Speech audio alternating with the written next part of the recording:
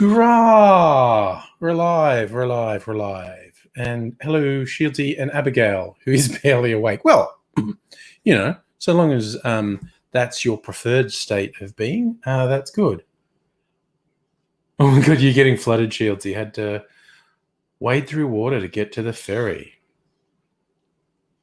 And hello, Daniel. I saw a video, it was from somewhere in Queensland, one of the, I think it was a highway, and a spontaneous, I thought I pronounced that word wrong. Spontaneous, that's the right way to say it. A spontaneous waterfall had cut off the road from these 2 days of torrential rain. Southeast Queensland's getting. Mr. Davin B on the Facebooks, hello. Oof, Abigail, about to go to sleep. Chronic fatigue kicking your butt. Completely understandable. You think I'm having a good hair day, or you're having a good hair day? I'm having a bad make word day. I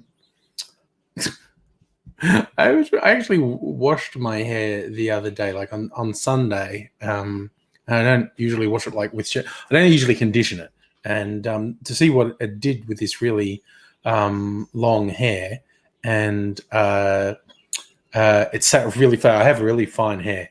If I leave it for a couple of days, it gets some body and can hold shape. There you go. Angry's hairstyling secrets. Regulate your PC now. Noise. Oh, Shivsy, that was New South Wales. I didn't get what the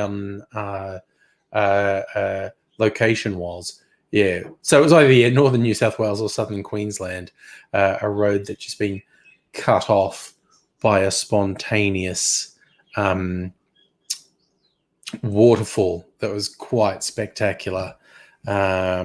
To be a bit worried about that bit of road getting washed away altogether. Australia and its weather, hey? So we had a hot day yesterday, 35. Again, the rest of the country's been getting really shitty hot days, and we had like one hot day. Today was hottish, got up to around 30 at lunchtime, and then the temperature really dropped. It's really quite cool now. Cool breeze blowing. The birds are going to be louder than usual. They're quiet at this very second, but they have been making themselves known. Ut thar. But what is? Hey, we've gone from hair tips to weather. What's my local weather the next couple of days? Because I'm going away on the weekend. It's probably going to rain. Yeah. Oh, maybe not. Maybe not. Maybe not. Who knows? So you won't see me for a while because I'm going away. Hello, Kirsten. Going away on Saturday morning out to the Bellarine Peninsula. And on Kirsten's advice, I've booked in at the Anther Distillery in Geelong. Booked in at the place we really like there, the Flying Brick Cider Company's restaurant, where I shall have food and cider. I like their cider. It's probably my favorite cider, and they usually have some special flavors. Abigail, yes, I probably will do a stream on Friday night. I just have to get up on Saturday and drive just past Geelong. But not early. Like, I only have to leave home at about 12.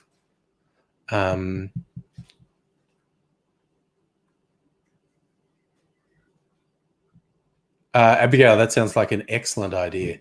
I'll be gone. It was only a couple of days, and I'd often miss those days anyway. But I'll be gone Saturday, Sunday, Monday night. I might be too tired Tuesday, depending what I do on the weekend, or I might just be in the mood to do a live stream on Tuesday night. But I'll be away Saturday, Sunday, Monday night. That's my holiday. I'm taking 3 weeks off work. But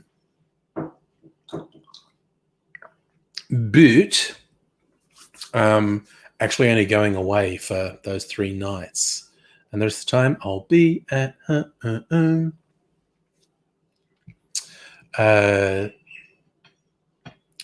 And I probably, even though they do have internet, I probably won't do a stream from where I'm staying. Because it's, together time with Mrs. Angry. It's our special time. So I'll do that.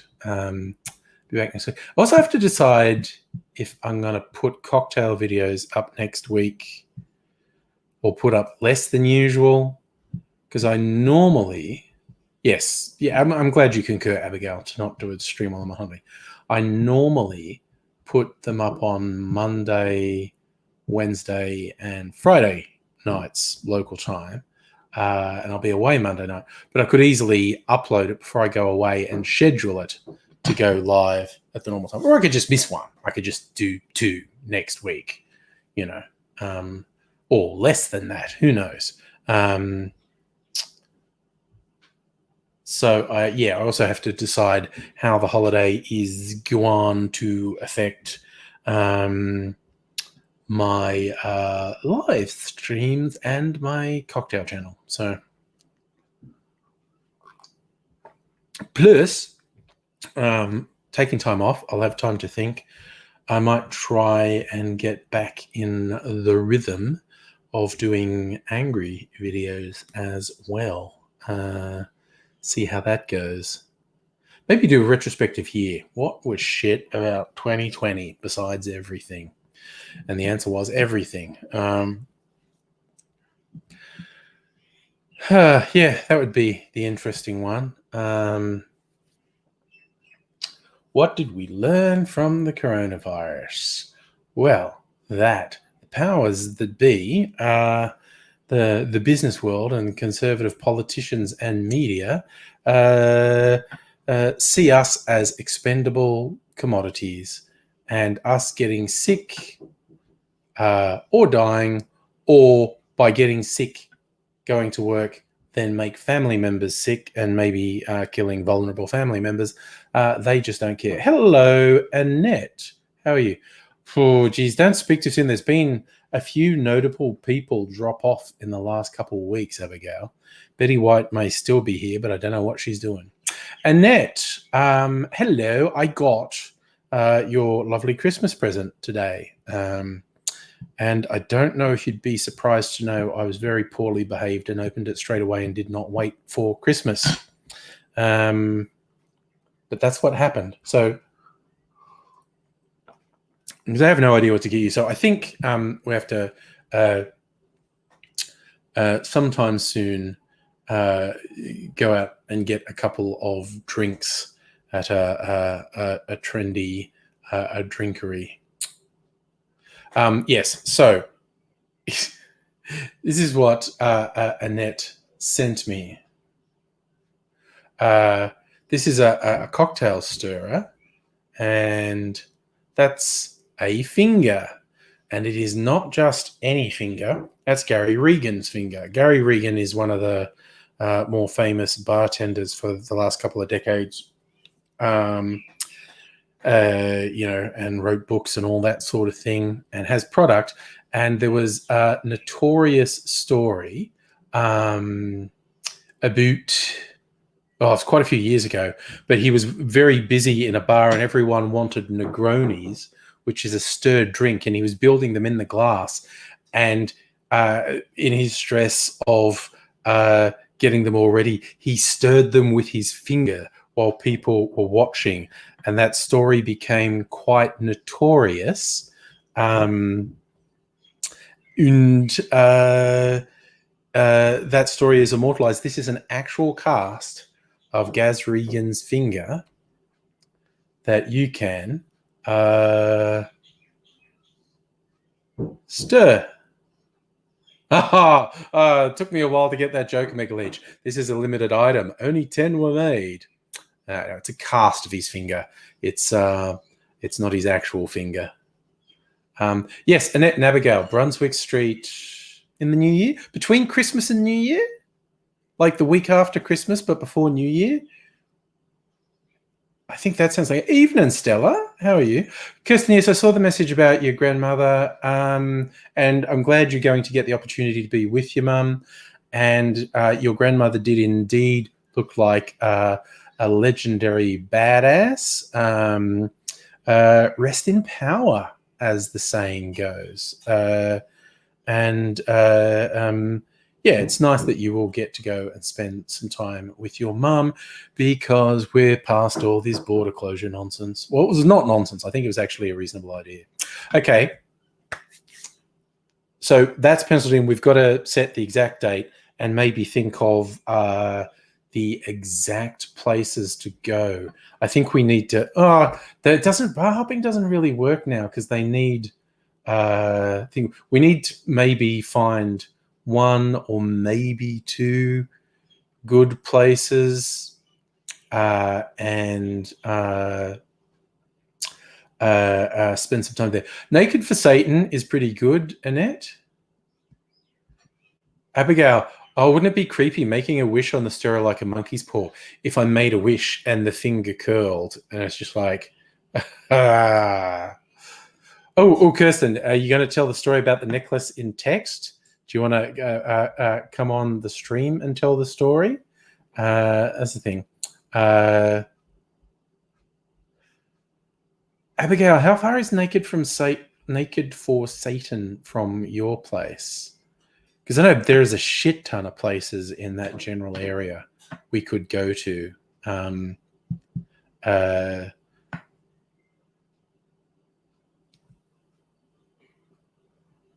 Naked for Satan's loud. Okay. Yeah, I think we could possibly do with a place that's less loud. I mean, do they serve drinks at the Brogan's Way distillery is somewhere in your neighborhood?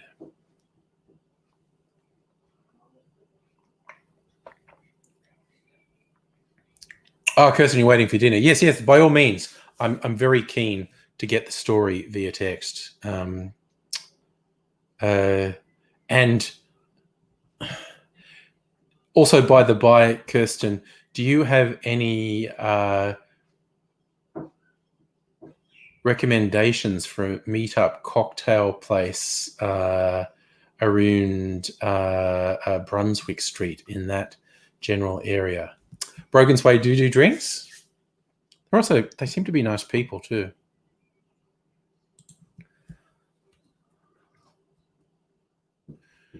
Brogan's Way in Richmond.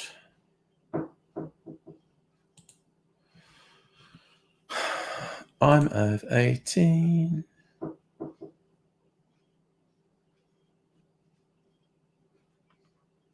Hours. Oh yeah, Friday, Saturday, and Sunday.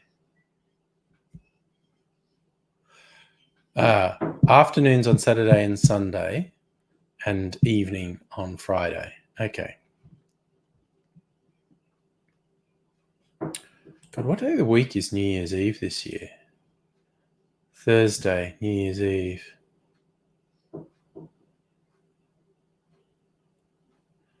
We might have to wait. Yeah, if we're going to go there, we might have to wait a couple of weeks, but that's okay. Ooh, Annette, going to Sydney for a few days. Fun.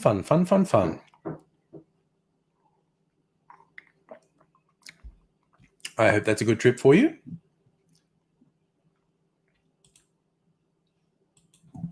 Yeah, I'm going to just do the Google thing. Cocktail Brunswick Street. See what comes up. The Elysian Whiskey Bar, the Rum Diary Bar, Polybar.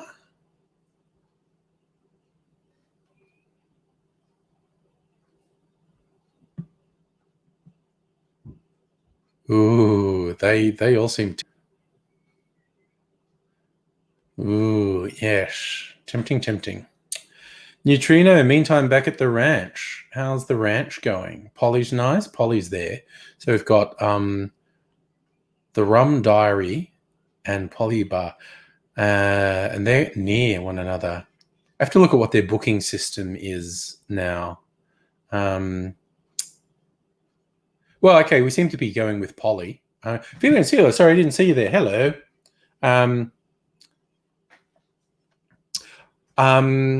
Need to look into, because the Rum Diary bar, which I think I've heard good things about, is just near Poly.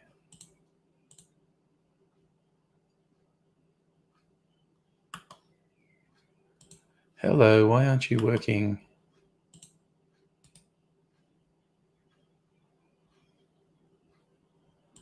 Fuck is this shit? Jesus, what the fuck? Yes. I'm over 18. Welcome to Rum Diary. This is where the rum's gone.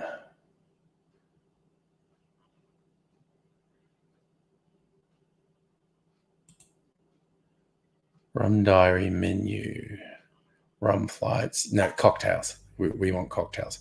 Not that I'm averse to the idea of a rum flight, actually. Taste a whole bunch of different rums. Cocktails.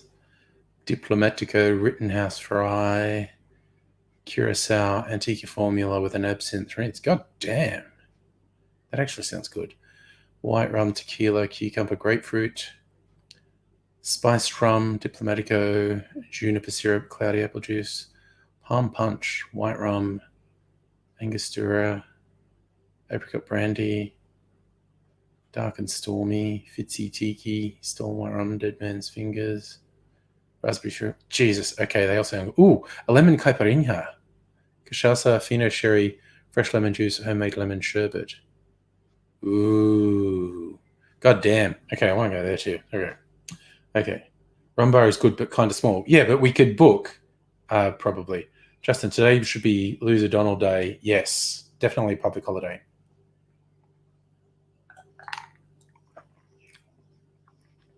Annette, you went to a weird-ass tiki bar off Brunswick Street 3 years ago like that. I think we'll take a little bit of time. Book. Let's find out how they do bookings, or if you need bookings now.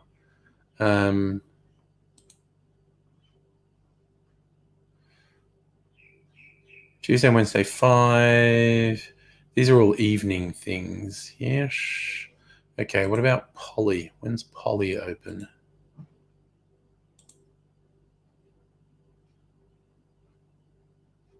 Fitzroy's Original Cocktail Bar. Reservations. Atrium. Semi-open space. Sit back and enjoy a cocktail and cigar. Ooh, no, we want the main bar. Don't want a fucking cocktail and cigars. Table service bookings recommended for Friday and Saturday.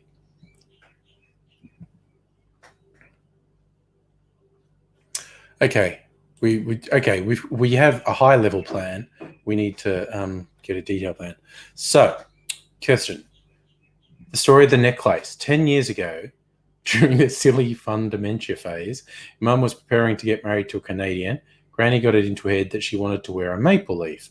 Rang my mother one day, said, I found a necklace with a maple leaf. So Mum went around to pick the wedding outfit and asked about the necklace. As I see where this is going, only it wasn't a maple leaf. What other possible sort of possibly five-leafed, five-pointed leaf might it have been? And to see where this is going.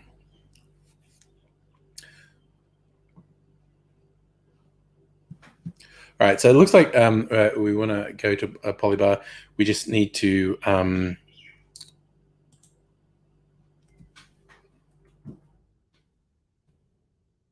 I absolutely totally blanked on. I don't think I looked when they were open, actually. Right, 5 p.m., 5 p.m. Okay. Saturdays is afternoons.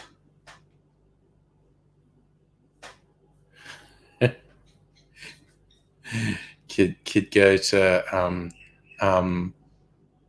Poly first and rum later.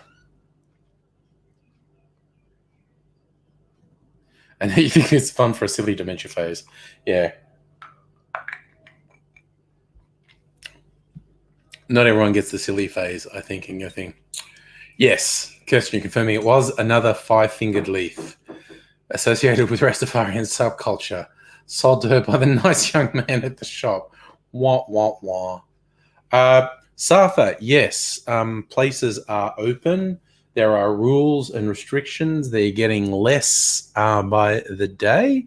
Everyone, I think the people in the health service and the government are probably super fucking nervous about the international visitors coming in. We had, I think just in the last week with, I don't know how many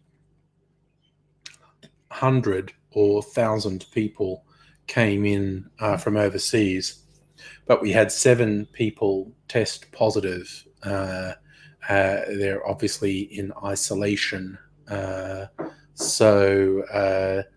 But it really highlights, without restrictions, how easy it would be for this fucking virus to get out and about again.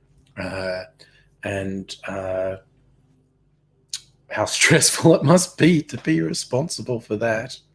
Oh my God.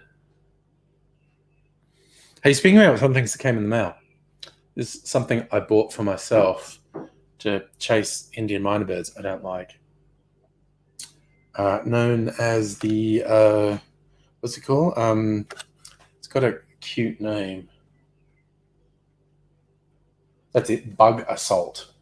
It's called bug assault. There's a little thing on here that you put ordinary table salt in, and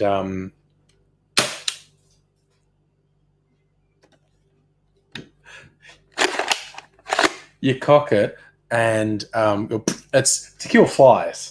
I'm going to use it to chase birds away because I think birds would just find it annoying. Won't hurt them, just annoy them. And if I annoy them enough, although I don't know, maybe the Indian minor birds calmed down. I didn't see them hassling the wattle birds today. But yes, so Kirsten and Granny wore the necklace proudly for several months until your mum dropped it into a bag one day, so she'd stop wearing it to church. Da, da, da. Safa, it is safe to travel to the Melbourne CBD. We have had no community transmission for almost 50 days now. No cases, no transmission. It's amazing.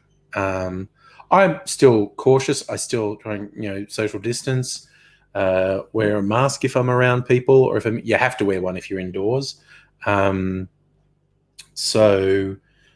But it's actually very weird to just acknowledge that, so far as we know, there's no community transmission.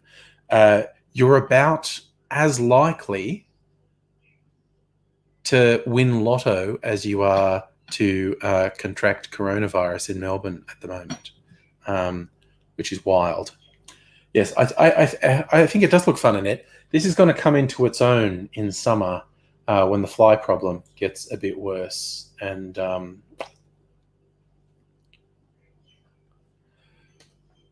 Safa, the chances of there being cases that have not been detected in almost 50 days is very low. Like I said, it's not impossible, and we should actually act as if it's still out there.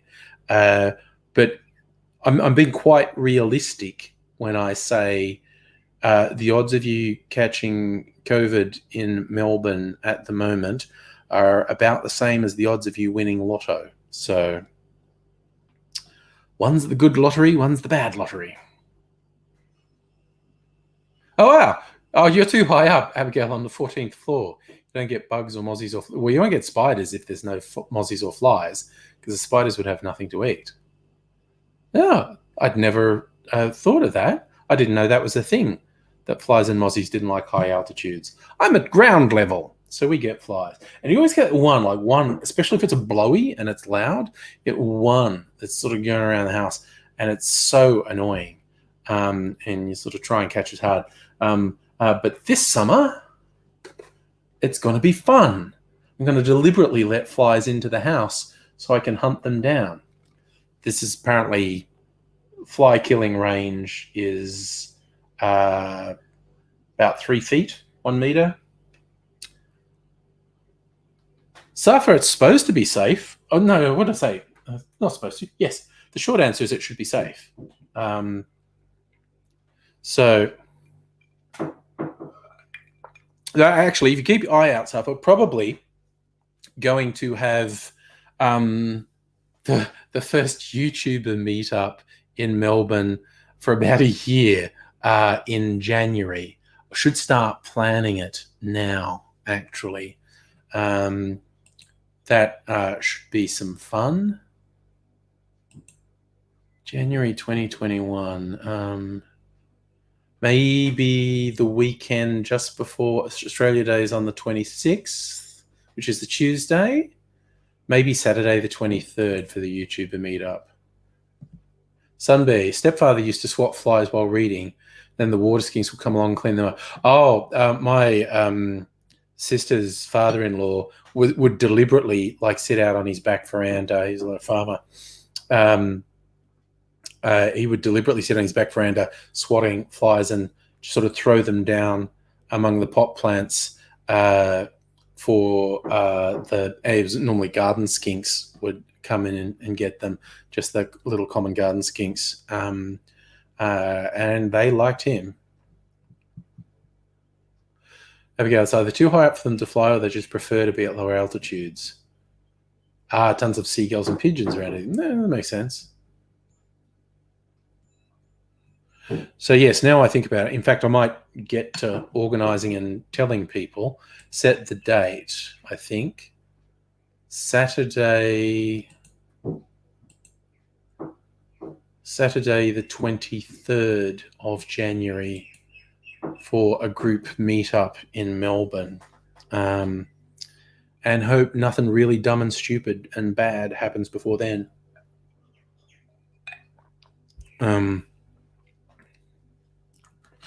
It still feels weird that we are, clear of the Rona, and the Northern Hemisphere is going down the shitter.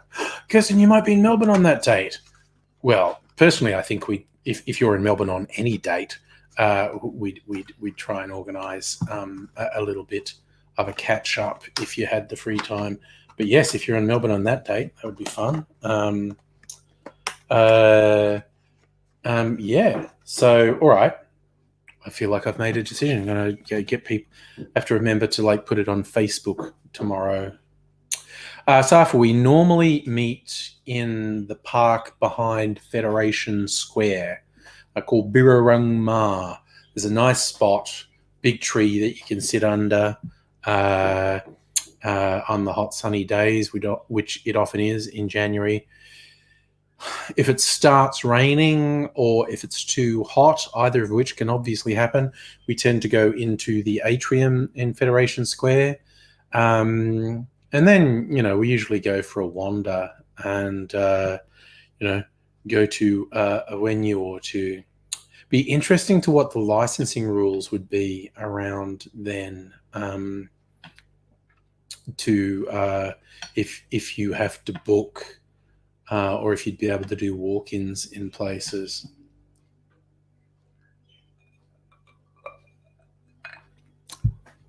And yes, I heard about the YouTube crash last night. I wasn't on YouTube, so I woke up to all these posts on social media through to about midnight going, oh my God, what happened to YouTube? YouTube's gone. Abigail, absolutely you can go. It's open to one and all. These are social events. A significant number of people who are regulars at our meetups either don't make YouTube videos or haven't for years, and they just like to socialize. Yes, Safa, we have the QR reader for hospitality places too. Oh, look who's there. Aidsy wants to join us. I hadn't heard from him today, so I didn't know what he was doing. Let's see. I'll send him a link.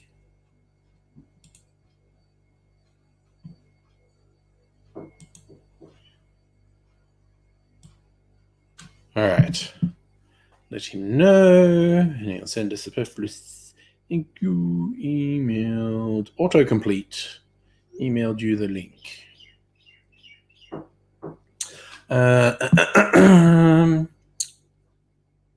Annette, yes, more than welcome. Absolutely. But yes, I'll give lots of notice. Well, I'm currently giving lots of notice. It's 5 weeks away from this Saturday.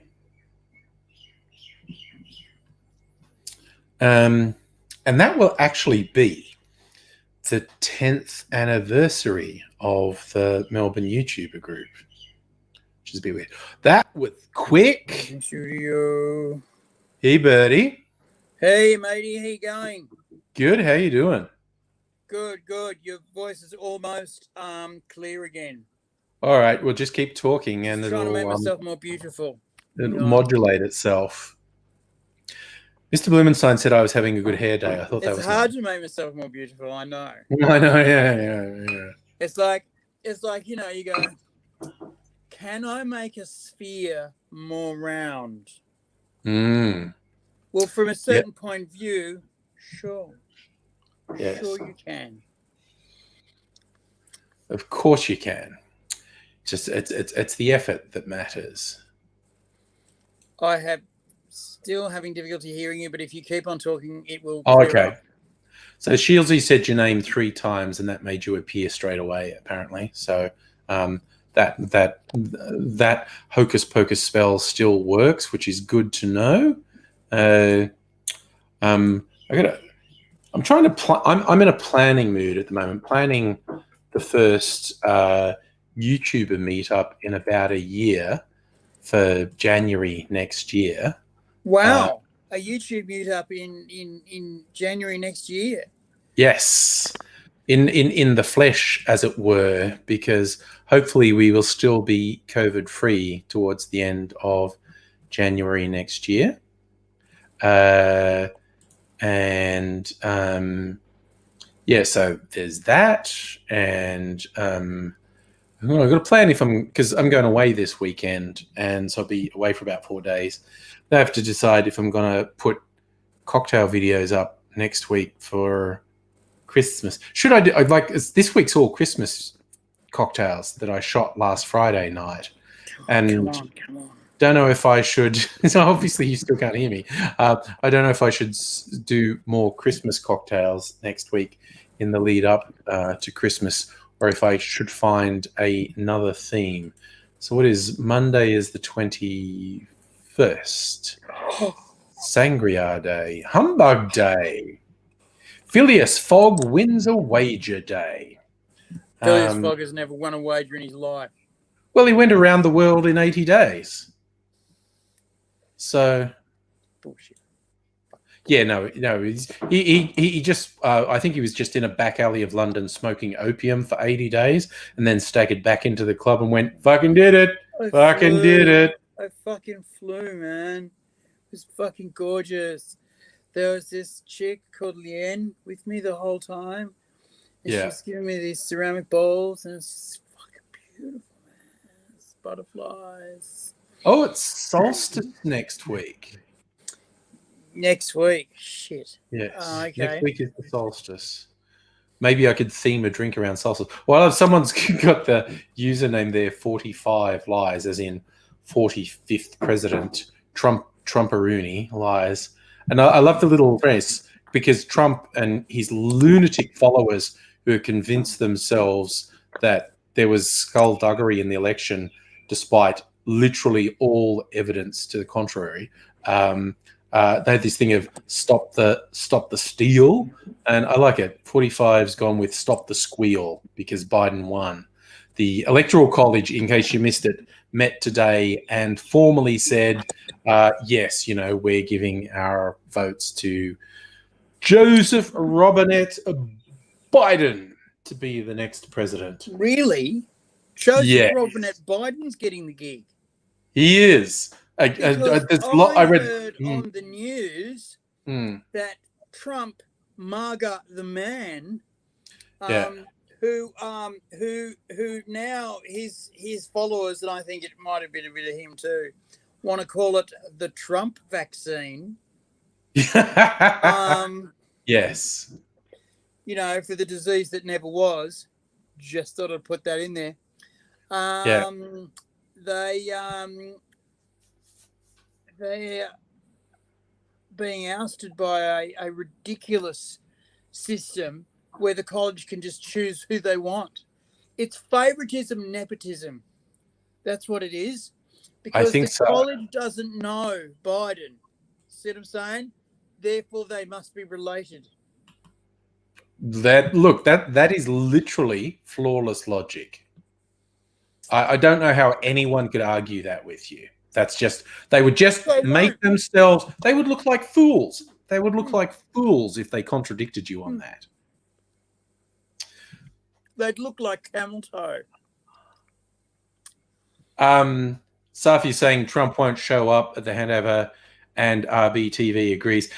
Trump has basically already said again, this is where he grossly overestimates his popularity and importance. He has already basically said he would have a rally at the same time as Biden's inauguration to announce he was going to run in 2024, which will be a lie. It'll be another scam to get money off the morons.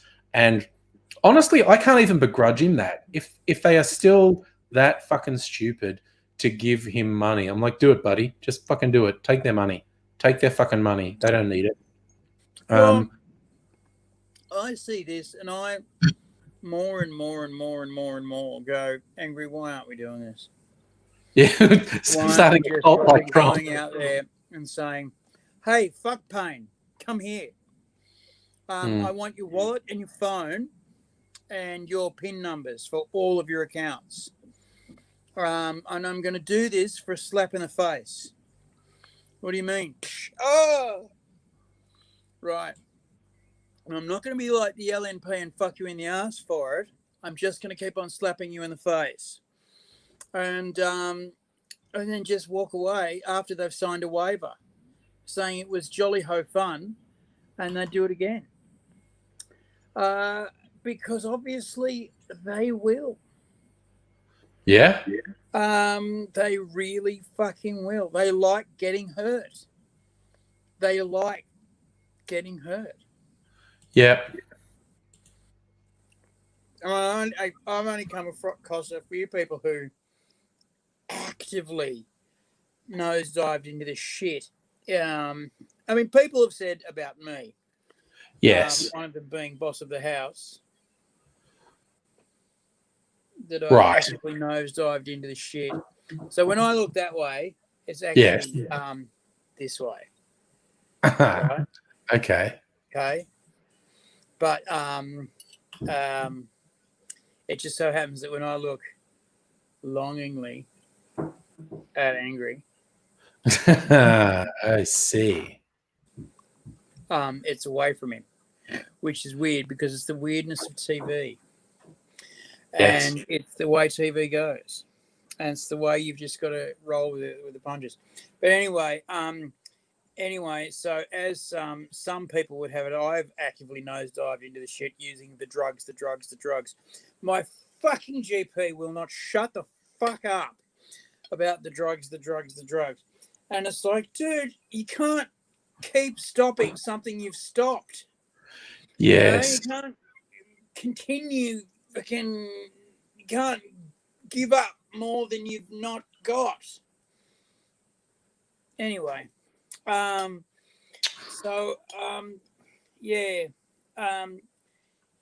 reckon, because I was thinking about that, I was thinking, you're a smart guy and you're just not picking up.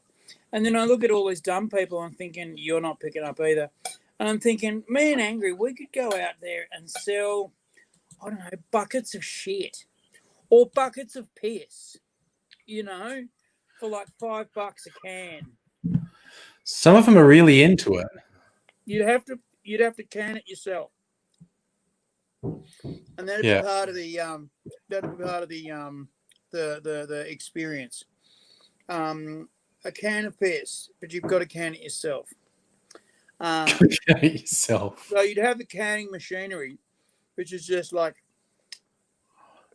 old aluminium drink tins with a soldering flame and a pre-soldered cap, and you go make the drink spout hot and then push this on it, and because it'd be bubbling, and then push it on, and then you go and they go, oh, it shrank, and it's like, that's because it's sealed. Well done, you. Wait till it cools a little bit, or we'll just put a warning sign. When you pick this up, it will be hot and you will burn yourself. Yeah. And then they go, it burned me. And I'll go, well, that's another $20. Because we'll put that under and it will cost you $20. And they'll have to pay that as well. Yeah. I just think they do it. They've given their money to dumber stuff. So I think they do it. I think they would absolutely do it. I reckon we should fucking give it a shot. 2021 is the year of me and Angry making motherfuckers pay us money for doing the stupidest shit to themselves that they can possibly imagine.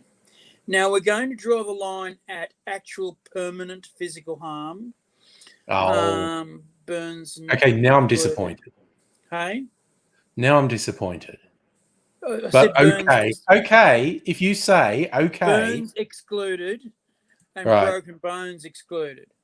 Okay, those are some spectacular exclusions. By. No one's getting hurt apart from burns and broken bones. So cool. No, they're getting hurt. I'm just saying not permanent damage. Oh, right. Like no fucking quadriplegia and shit like that. Because that's tacky and smelly. Have you ever cleaned one of them up? You need a fucking crane and a hose.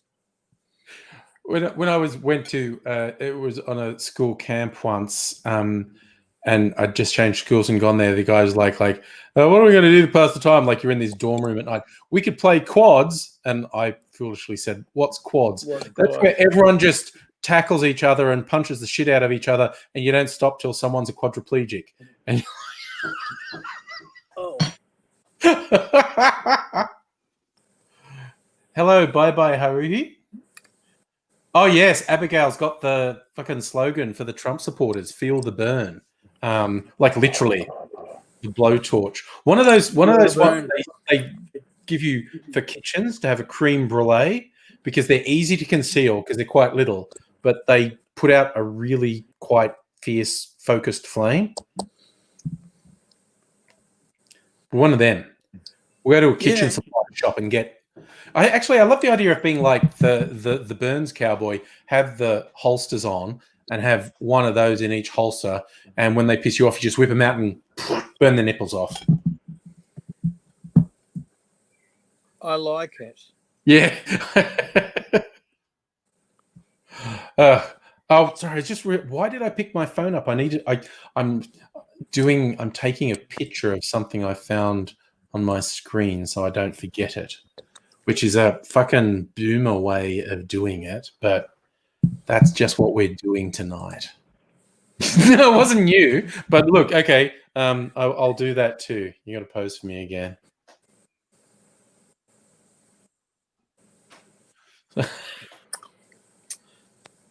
I need to be happy. Oh my god, that's the thumbnail for the next live stream. It's actually really quite good. That is the thumbnail for the next live stream. Okay. Feel the burn. Nice work, Abigail. Yeah, it's pretty good. So I think I've already decided I will do 3 cocktails for next week. I probably won't wait till Friday to make them. I might even start making them tomorrow night. But Solstice, Festivus, even though, Jerry Seinfeld's a dick, the Festivus for the rest of us is still one of the funniest things that was ever on Seinfeld. Do you remember that? George Costanza's family didn't celebrate Christmas, and they had their own incredibly bizarre rituals around a thing his father invented called Festivus. No. Well, you don't have a Christmas tree. You have an aluminium pole with no decorations on it. And the day starts with the airing of grievances, where you just tell people how they've disappointed you during the year. And then feats of strength, which usually involves wrestling with your parents. So it was just like, I think that George's father was really weird and fucked up and did stuff. But apparently it was like, it all came out of one of the staff writers saying his family do really fucked up shit on Christmas. Everyone's going, oh, dude. And he started saying some of the stuff, and everyone else was like, you are fucking making that up. And he went, no, then we do this. So then they came up and said, I think they immediately went, George Costanza's father would do this. And they just took it from there and came up with Festivus. Festivus for the rest of us. What's George Costanza's real name? Jason Alexander. You worked with him on an ad shoot, didn't you? Well, I kind of did. But you were there. You weren't on the ad, but you were there. I got rung up and they said, yeah, we're paying you. Just fucking low profile when you get there. Check in with Jenny and shut the fuck up. And we want a full report. And he got there, right? They've flown him out from America, full first class, the whole bit. Of course they did, yeah. First thing that happens is he doesn't want to do anything with George Costanza in it. Oh, because he thinks he passed. Yeah. See, that's awkward, George. My name's Jason. My name's Mr. Alexander. That's awkward, Jason, because that's why you're famous here. And that's why we've paid you to be here. And that was what we negotiated with your agent, so that you could get the money to be here this night, which a night shoot costs so much money to shoot. So much more money to shoot than a daytime shoot. You have no idea how much more money, George. It's Jason. Whatever. No one cares. Do the ad and get, the paid, or did you want to not do the ad and, get the sued? Which one did you want to go with? And he said, well, I'll do it, but only on my terms. And I went, see, no, because me, director, you paid Guy to be here. And I reported to Jenny and went, and she said, yeah, I don't think this is going to happen, AZ. You can go and go. I'm fucking not going for the world.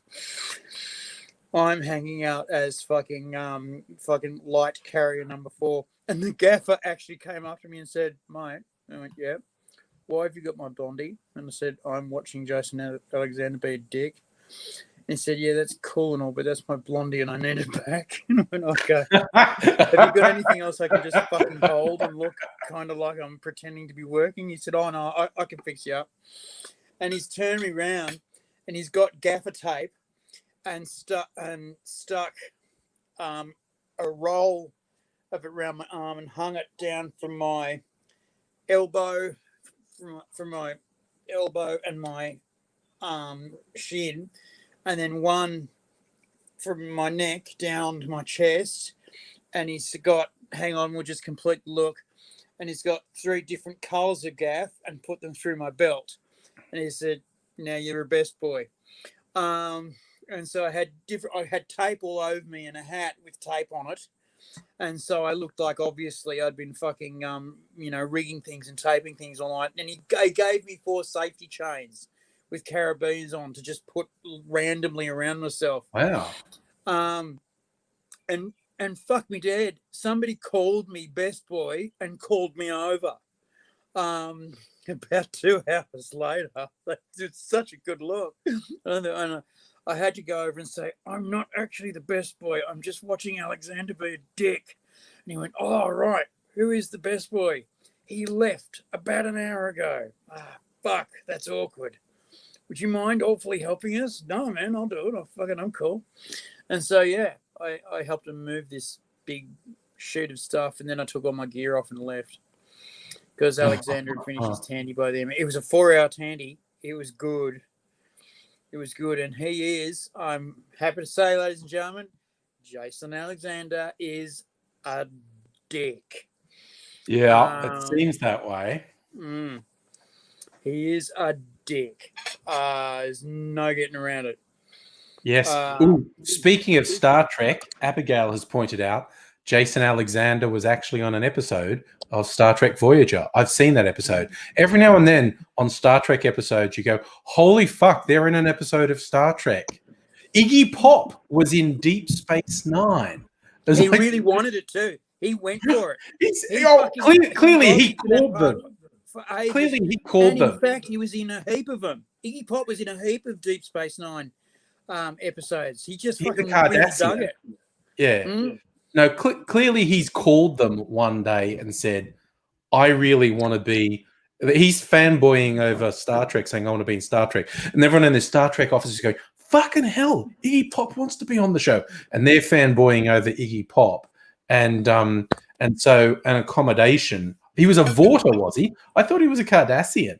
No, he was a Vorta. No, a bloody what are the ones, the natives with the Bajoran? He was a Bajoran with the thing. Dwayne the Rock Johnson. I would not contradict Abigail on questions of Star Trek. That's just my advice. Well, as I understand it, Iggy came on as a lower echelon to Nurse Ratched, who was the big Bajoran priestess, and they found out he could act and went, fuck, let's do it again. No, you're actually wrong, and Abigail's probably smashing stuff at her house at the moment. Right. Talk to me through it. He was a Vorta. All right. But he was on more than once, wasn't he? No. Well, no, you are incorrect. I don't know. Heaps of people were on at different times. Because there's someone who wanted on and he could actually do the shit, and so they got him back lots and lots. I don't know, but there's a million people involved, so it could have been anyone. Yes, there were a million people rock in industry, singer type.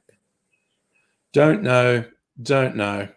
Fucking Abigail, help me out now. You must know who I'm talking about now. Unless you're misremembering it. But I know Doctor Who is hilarious for having the same actor come back years apart playing totally different roles. So not least, by the way. The Bill does that too. Not least, Peter Capaldi was a supporting character 10 years before he was the Doctor. And they even wrote that in as to why he took that face. It was to tell him something. Right. Okay. Because I haven't seen from then on in. That was about the time I stopped getting a telly. Stella came back from assembling IKEA furniture to back up Abigail. He was a Vorta. So you're mixing him up with someone, but as you say, hundreds of people were in the goddamn show. Who the hell knows what memories being triggered? All right. Here's in my head the story that I know. Someone lobbied real hard to get on. They wanted a gig, so they gave him a spot, and he showed him his acting chops, and it was actually quite good. So they gave him another spot, and it was actually very good. And they said, "Well, come on more." And he was a repeating character, and came on often, not all the time, but often, and dug it and would get very excited and was very good for crew morale and all the rest of it. I always thought it was Iggy Pop, and I always thought it was a Bajoran, but I am, of course, wrong, and am happy to be put in my place by all and sundry. Yes, and it's, especially Abigail.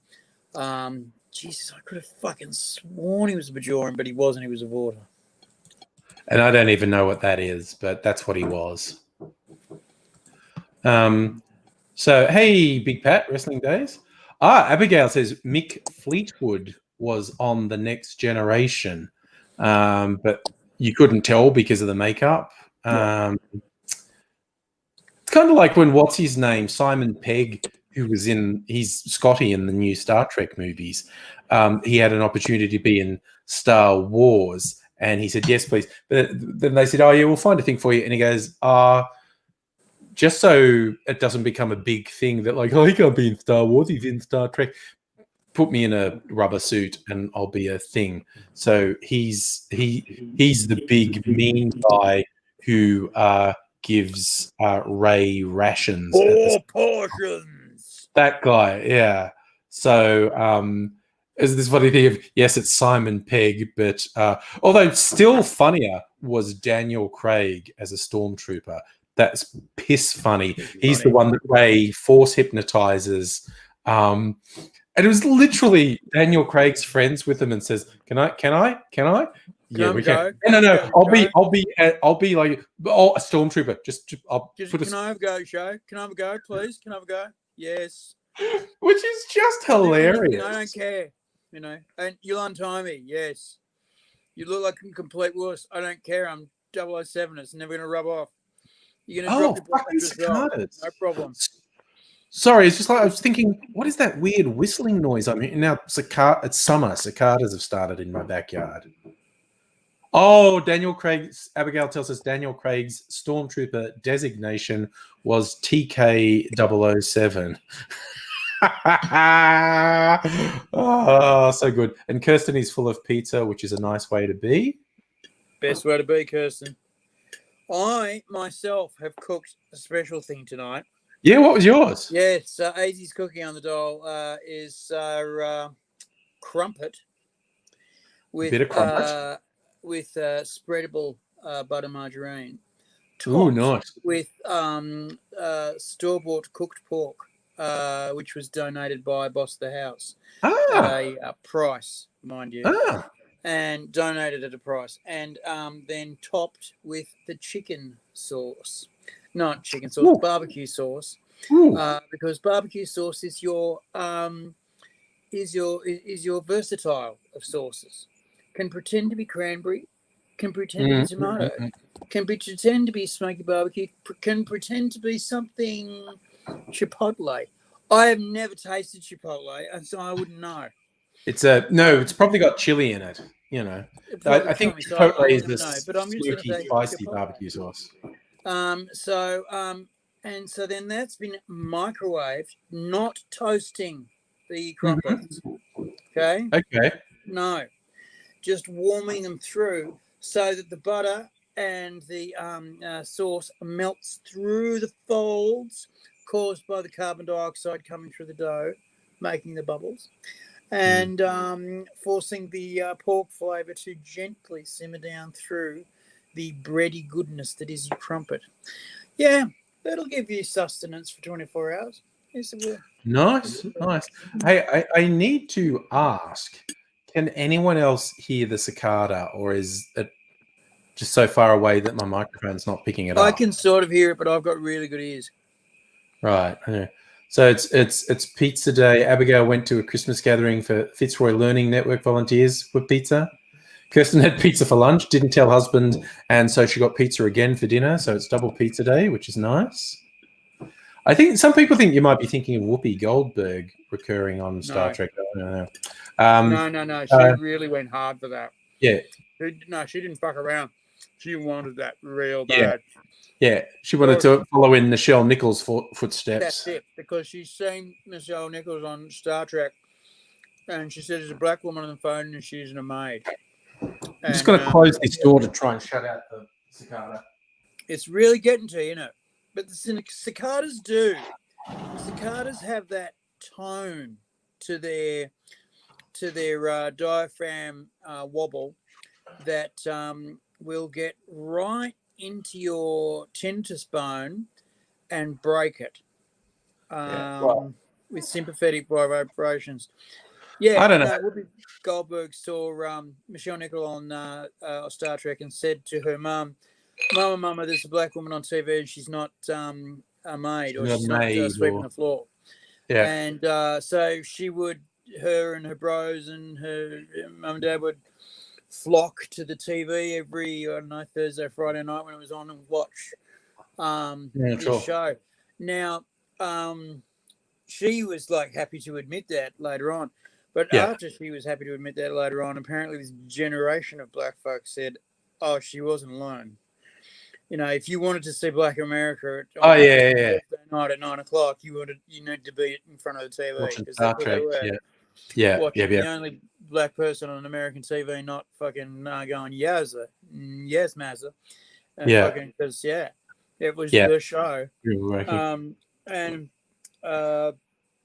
you know, even today when you go to Trekkie conventions, sure, there's heaps of white folks there, but there's heaps of black folks there too, and no one gives a shit because everyone's in costume anyway. And every big black fella's Michael Dawn, you know, duh. Yeah. You know, duh. Yes. You know, and you see, I've seen photos. There's great photos, like 30, 40 Michael Dawns all lined up, and they're all perfect. Of course. And you just go, I wonder if the real Michael Dawn just like cruises in every now and again, just to sneak and go, "G'day, boys. It is me. Shut up. Don't say anything. We're all in the photo together." Okay. Oh yeah, Abigail said, and if you're a slender black guy, you'll be Captain Cisco. Of course. Yeah. Of course you are. And of course, disco really opened the doors with a multitude of multiracial characters. Supporting, what am I saying? Supporting roles. Michael Burnham, the lead character, is a black woman. But one of the things I thought was groundbreaking, and there is a fuck ton of stuff in Discovery that's groundbreaking, is Tilly, who's, you know, dare I say, a little bit dumpy, not super svelte in a skin-tight spacesuit. A very average person, which is a fucking change. And just in physical appearance, they had one of the characters is officially non-binary. They were saying, "No, I'm not a she. I've never really been a she. Can you say they?" And what was interesting, because that character, because she also was the first human to have one of these symbiote things that they introduced in DS9, I think. And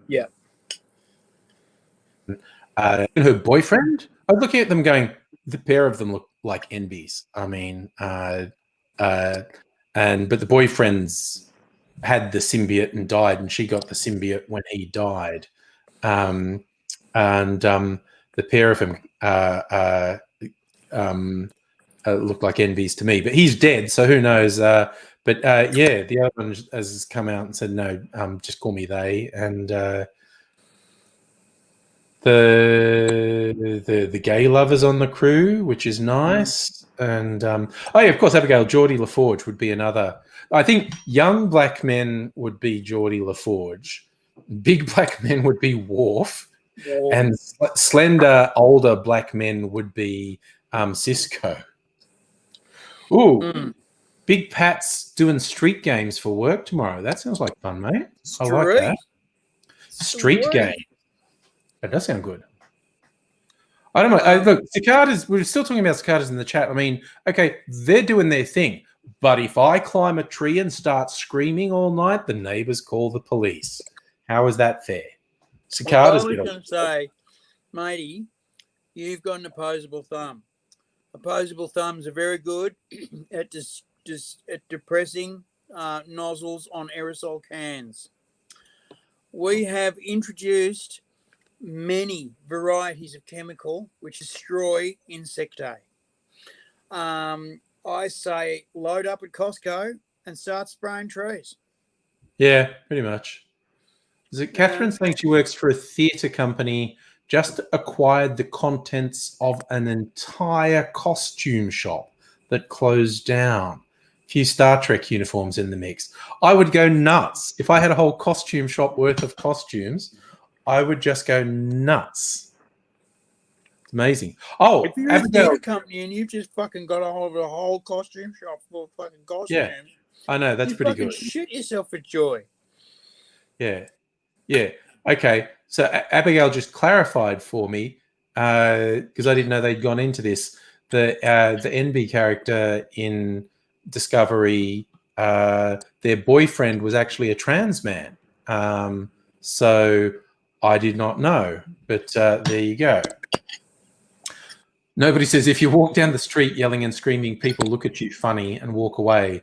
But if you do it on a plane, they start to join in.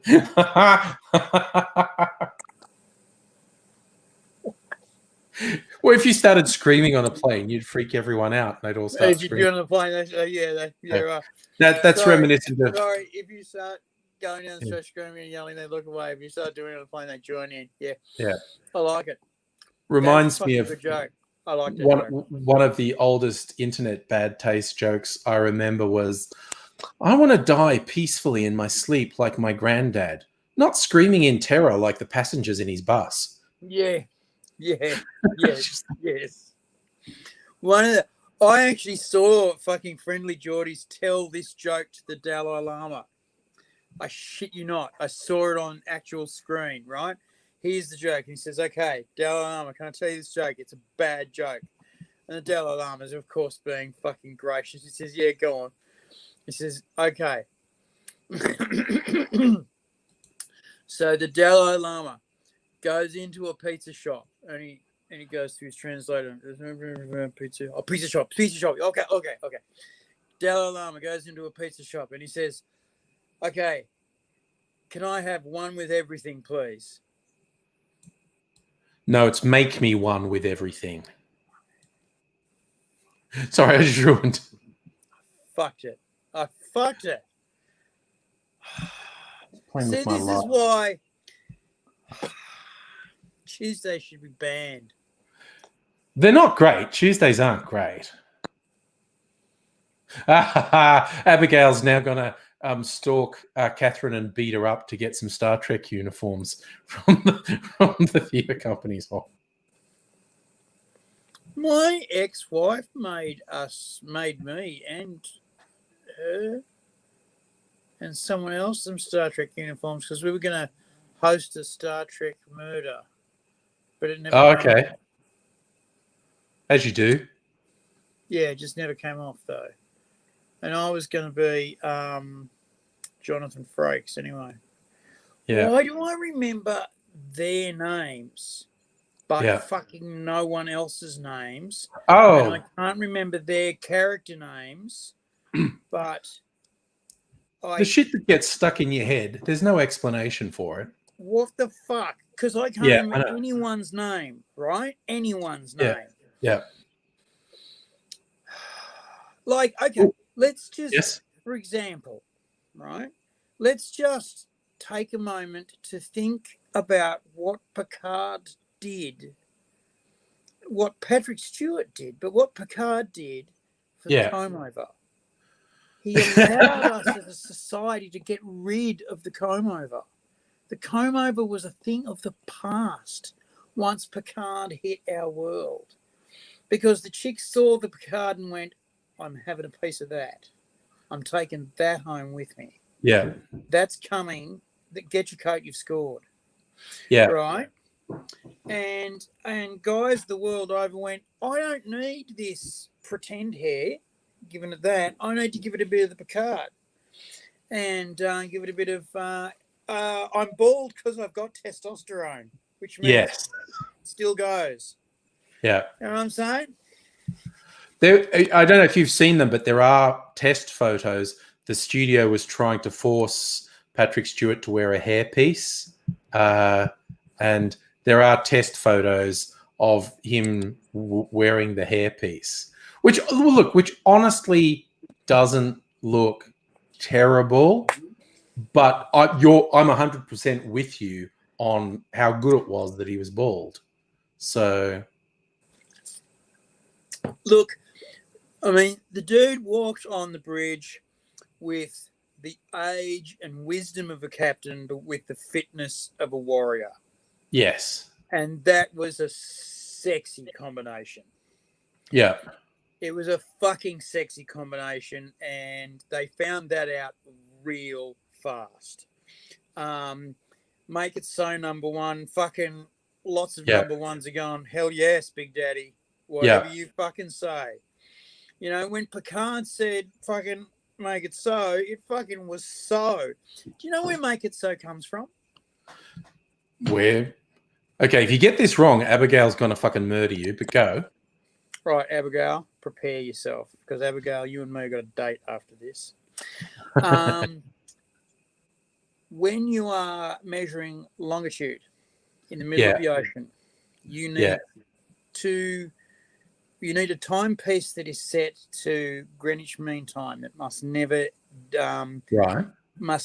deviate from Greenwich Mean Time, and you need a timepiece that is at local time, and you measure that timepiece at midday when the you see all the three guys with their sextants and they're going mark. Yeah. Okay, they're marking the highest point of the sun at the horizon.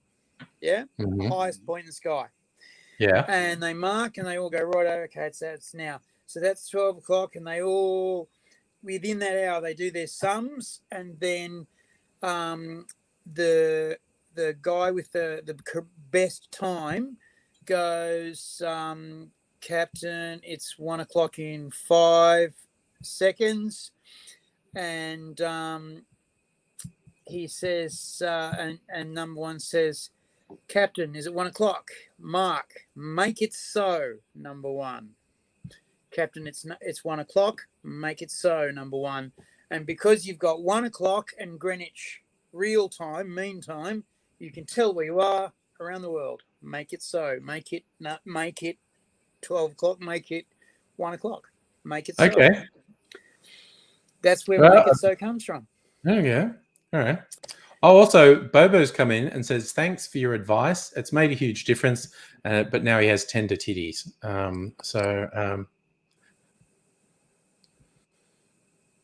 Yes, I think Abigail's on board with you. She just says one of the ways the British were able to sail the world was because of their outstanding clocks.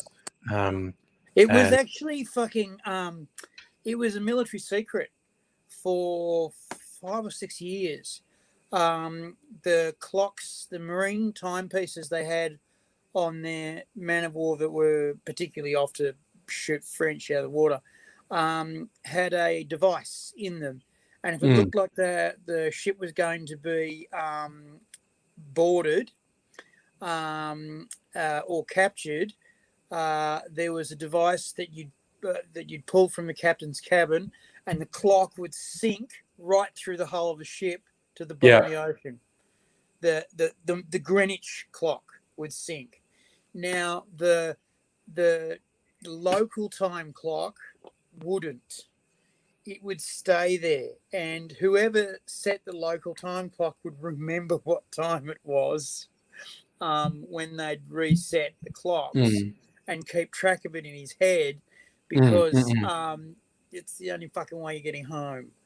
Not getting really lost. Or the French have caught your ship and fuck them. They can sail it. Yeah. They don't give a shit. Yeah. Sail it into the rocks. Au revoir. Cockhead.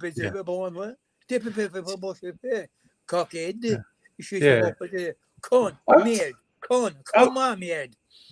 I was always amazed Russell Crowe didn't make more Master and Commander films, actually. I was stunned too. Because I don't think it failed. And there's a whole bunch of books. Well, I thought there was going to be a franchise. Yeah, well, there's a bunch of books. Huge when it comes out. Yeah. So it didn't fail by any means. It did good money. Yeah. And I thought they could have got 3 out of that easy. Yeah, and what I thought was interesting is a lot of, because I think the writer of those books prides themselves on accuracy, and a lot of historians will point to the Master and Commander movie. They'll point what's not right, but they'll go, that's as close as it gets to real in any Hollywood movie that you'll see. That it captures the whole thing with the young boys on the thing, the officers, how they are, and young boys having to talk up to grizzled old sailors and fucking mean it. Like, these guys are fucking 14 and they've got to talk to 36-year-old grizzled old men and say, you fucking give me cheek again, you'll hang, and fucking mean it. You know, I'd shit myself if I had to do that at that age. But no, they were expected to do it. But when they were in the midshipmen's quarters, which sucked, they could be 14-year-old boys again. Great movies. I swear age is like a sweary, sometimes sleepy encyclopedia. Oh, that was pretty good. Good. That's fair. Whatever. Get fucked. Yeah. So Abigail, I think, has read the novels, the Patrick O'Brian novels, that are very accurate. And yeah, I think virtually everyone agrees. Oh, okay. Abigail's saying the movie's actually a combination of two of the novels. So yeah. But yeah, it was one of the biggest surprises. Something that was a ready-made franchise never happened. That was more than a tad surprising. Apparently, Rusty's new one, which has just come out, where he plays a crazy man. It's called Unhinged, and it starts off with a road rage incident, and then he's stalking this woman from a road rage incident. Everyone's just like, this is like best Rusty since Gladiator. He's like chubby middle-aged psycho man, and he's just like, and people are just like, yeah. Actually, the other one I'm amazed there's not a franchise was The Nice Guys, the thing he did with Ryan Gosling. I fucking love that movie. Did you see that? 70s private investigators in Los Angeles. I always thought that was almost a generational leap forward from LA Confidential. Hush Hush. Oh, in a very tongue-in-cheek way. Tongue-in-cheek LA Confidential was very serious.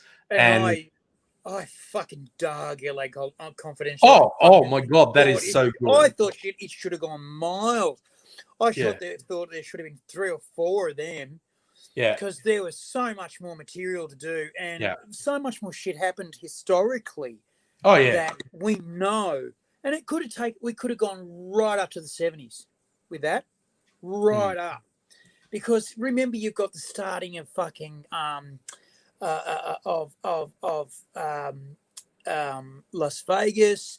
You've got the CIA and the mafia and the bomb and the war. You've got fucking everything happened, and everything crime happened, and LA became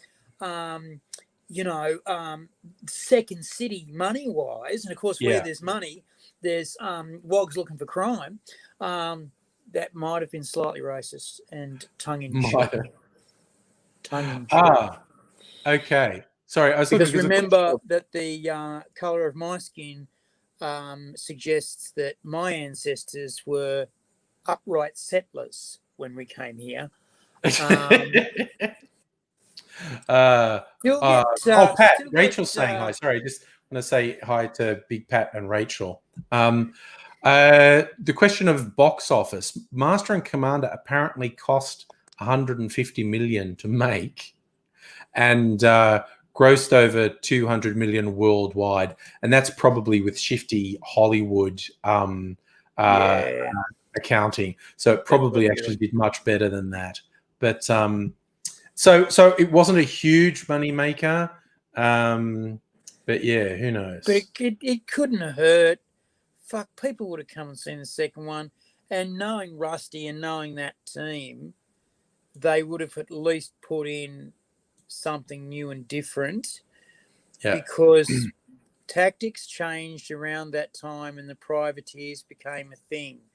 And the privateers became a thing because it was no longer cool, right? It was cool if you're on the right side today, but it was not cool if you're on the right side tomorrow.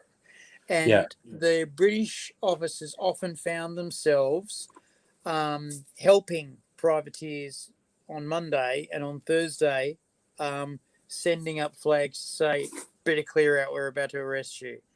Better really go. And they wouldn't go. and then they'd be sending up flags. No, really, it's time to go. And the privateers would send back flags. Oh, we have to unload and then go out again. No, you have to just go now. Let's go. Because, they've got warrants on board for their hanging. The British captains were very torn, because they'd talk to these guys. And they're often ex-Navy captains who've gone, yeah, I'll have a fucking piece of this, and gone private. Because, in militaries today, how many fucking,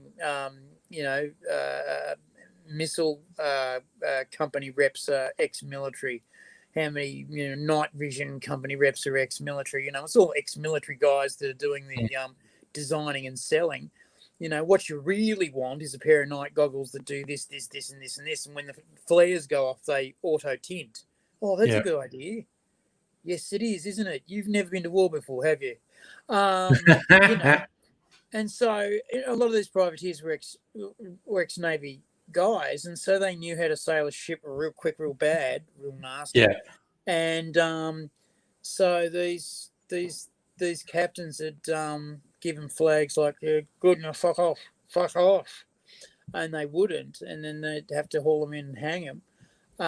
And then the French would fly British ensigns because they're Menissoir perfide, and then they hail the Marseillais last second, and then fucking nab them all and hang them and take all the loot, and say that they found no loot on board. Which was a bit of a bummer when the English Navy caught up to them, and they were weighed down. And they said, "Well, we'll help you out. You did us a good turn by necking those privateers. We'll do you a good turn by escorting you back to a friendly port, which happens to be Plymouth." Friendly English port. Yes. Yeah. So it was who's fucking who worldwide, which is again, it's never stopped. Conspiracy theorists. Conspiracy loonies love to use the term false flag. That's where the term false flag actually comes from. Trick someone so they let you get really close and then fly your real flag and go, now I'm going to shoot you because we're going to shoot you full of fucking holes. If you're British, you probably can. If you're French, you probably can't. Yeah. The British used to send their ships to sea weighed down by it was between an 1/8 and a 1/6 overweight, dangerous overweight. Yeah. Because they'd have all their provisions on board, food and water and stuff. But then they'd be weighed down with cannonball and powder. Right. And they would be expected within the first month to have gotten down to safe overweight, meaning they would have had to have lost between a 1/6 and an 1/8 of their weight in gunnery practice, basically. And they used to fucking do gunnery practice every fucking day, unless half the men couldn't hear orders, because when those guns went off, they were really fucking loud. And if the men just had ringing in their ears all day, and just couldn't hear anything, the captain would say, "Fuck it, we're calling it off for the day." Yeah. And they'd leave it for a couple of days until people could sort of start hearing again. Yeah. And then they'd go again, and then they'd do that. And then as soon as it rained, they would get everybody to guns. And they would make people do gunnery practice in the rain, because trying to fucking control 100-pounders in the sloshing, slopping, fucking rolling fucking sea, hitting a target is almost impossible. And the captain would fucking whip your ass if you didn't hit it. And the sailors would fucking pray for wind and no rain, so that they could, for God's sake, save their ears, dear Mary. And I'd heard that saying from a sailor, and I had no fucking idea what he meant until years later when I actually read about it. And because somebody said, the sun and wind at your back, good sir, and pray sun, good wind, and no rain, dear Mary, is what he said back to him. And they shook, hugged, and left because they were being deployed to 2 different boats. Yeah. And I went, well, that's something that's real, obviously, and obviously ancient, and I have no fucking idea what it means, and now I do. So, but what it basically meant was the British could hit anything from 2.5 times away than anyone else could hit them, and they would actually hit what they were aiming for. And what was really nasty was they wouldn't always try to hit the ships. They would they had different kinds of cannonball. Can you imagine a cannonball cut in half with a chain in between the 2 halves? Oh, I've heard, and it whips and you and fire cuts this off, people in and half. it whips around and shreds all of the sails and the masting and the people. And sometimes they would fire these same things, only they were much littler, and they would fire 8 of them at a time. And it was like a fucking shotgun coming out of a cannon. And it was really nasty, the fucking damage it used to do. Because they'd find a hole where there wasn't a gun, or they'd rake, which was to fire through the back of the ship. Yeah? There's no protection at the back of the ship. It's all just windows. And they'd fire as many as they could through the back of a ship, and they'd fire these grape shots through the back as they're raking. They'd shoot big ball, grape shot, big ball, grape shot. The big balls would just take out fucking infrastructure, and the grape shot would make mincemeat of men and make splinters. And more men died of splinters than of being shot and cannonballs in all of those big sailing ship wars, because splinters were nasty. They'd get into all kinds of awkward places, and they'd infect you. An infection was a horrible way to go. You'd get gangrenous, and if you were lucky, they could cut it off. And if you didn't die of shock, and you didn't die of more infection, then you'd have like just limbs missing. A la Master and Commander, and that little kid who lost his writing arm and had to learn to write with his left, like Lord Nelson. And he was compared to Lord Nelson by Rusty, who said he was on board a ship with Lord Nelson for a captain's conference, and he was talked to by Lord Nelson, and he was scared shitless because Nelson said to him, and he said something very prophetic, and he said, "Boy, pass the pepper, would you?" And he said, "No, I'll never forget that." And everybody pissed themselves at the table. But that was what the little fellow was being set up to be. They said, Lord Nelson only had one arm for most of his fucking life. He'll be right.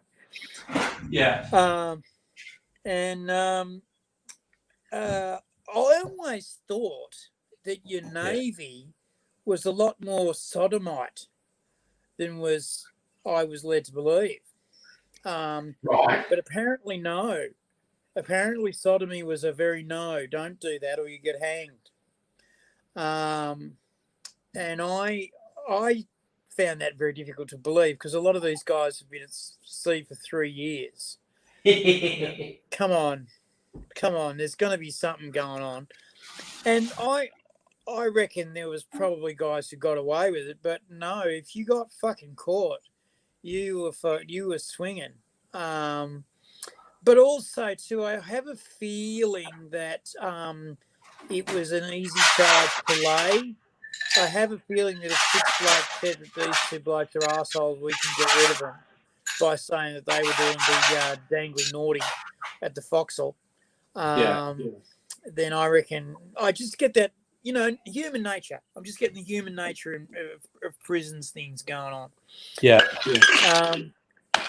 There's I don't know if you ever used to watch Horatio Hornblower. There was this wonderful scene. It's a good series.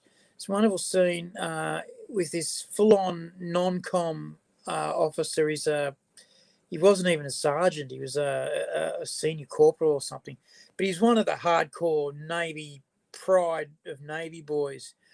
And someone's put a rat in some French diplomat's dinner, and he's found it and lost his temper, turned around and slapped who he thought was the miscreant, and it was in fact an officer. And they've both gone, oh fuck, and they've both looked around, and our guy has looked at the ground and said, too many people have seen. And he said, yes, well, I'm sorry. And so he goes, this guy who gets slapped goes to Hornblower and says, oh, this happens, it was fucked, and this is stupid, and this happened. And Hornblower says, oh, well, that's dashed terrible, he'll hang. And there was just no question he'll hang. Yeah. And in the morning they hanged him, because you don't touch officers or you go.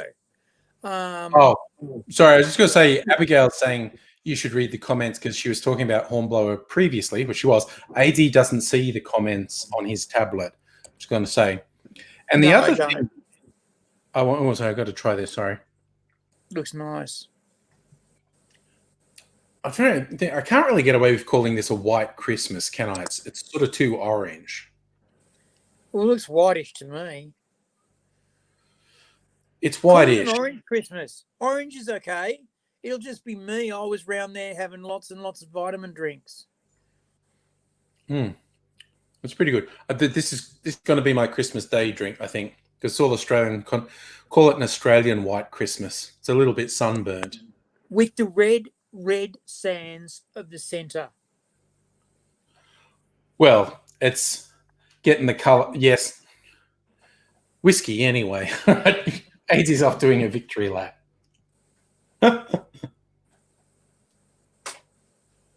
Oh no. I should do something with gin, probably. Where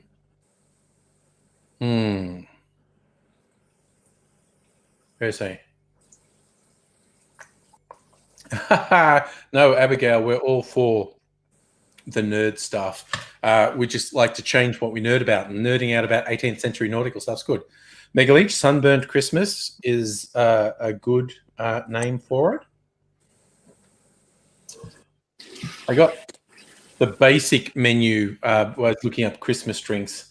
Something is called a screwball. They said it was a peanut-infused whiskey, which I don't have.